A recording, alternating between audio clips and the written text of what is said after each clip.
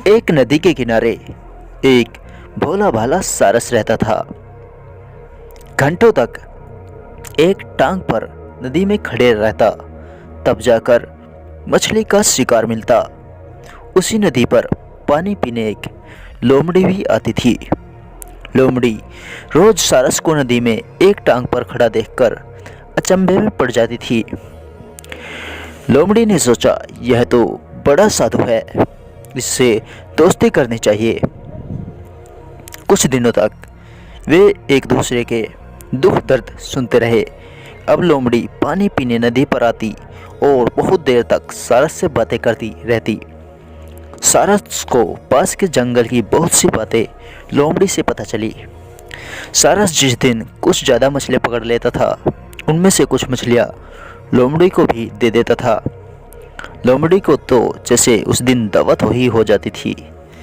एक दिन लोमड़ी ने सोचा कि मुझे भी अपने दोस्त सारस को दावत देनी चाहिए। लोमड़ी ने घर पर खीर बनवाई और सारस को खाने पर बुलवाया। जब सारस लोमड़ी के घर पहुंचा तो लोमड़ी ने इसका खूब स्वागत किया, लेकिन लोमड़ी थी बहुत चालाक। वह चाहती थी कि खीर का ज़्यादा हिस्सा उसे ही खाने को मिले, इसलिए उसने खीर एक बड़ी थाली में रखी।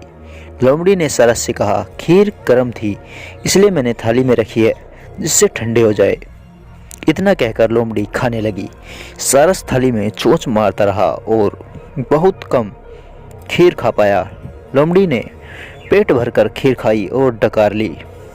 सारस भूखे पेट नदी किनारे लौट आया। एक दिन सारस ने लोमड़ी से कहा कि कल वह भी खीर बनाएगा। सारस ने खीर खाने के लिए लोमड़ी को बुलाया।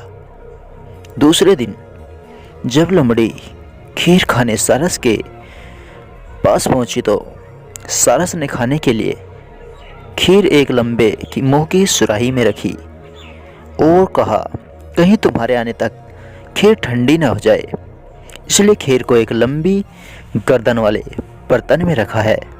यह कहकर सारस ने अपनी चोंच सुराही के अंदर डाली और खीर खाने लगा।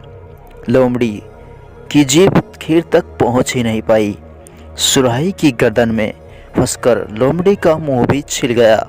उस दिन लोमड़ी बिना खीर खाए भूखी घर लौटी। घर लौटते हुए लोमड़ी ने सोचा, दोस्त के साथ उसे चालाकी नहीं करनी चाहिए थी। तो दोस्तों, यही है कहानी का अंत। आपको भी अपने दोस्त के साथ गद्दारी नहीं करनी चाहिए। आपको कहानी कैसी लगी हमें कमेंट सेक्शन में ज़रूर बताइएगा। वीडियो को लाइक करें, अपने फ्रेंड के साथ शेयर करें और इस यूट्यूब चैनल को सब्सक्राइब करें। सब्सक्राइब फ्री होता है, इसलिए फ्री की चीज़ कर लेनी चाहिए। मिलते हैं फिर नेक्स्ट।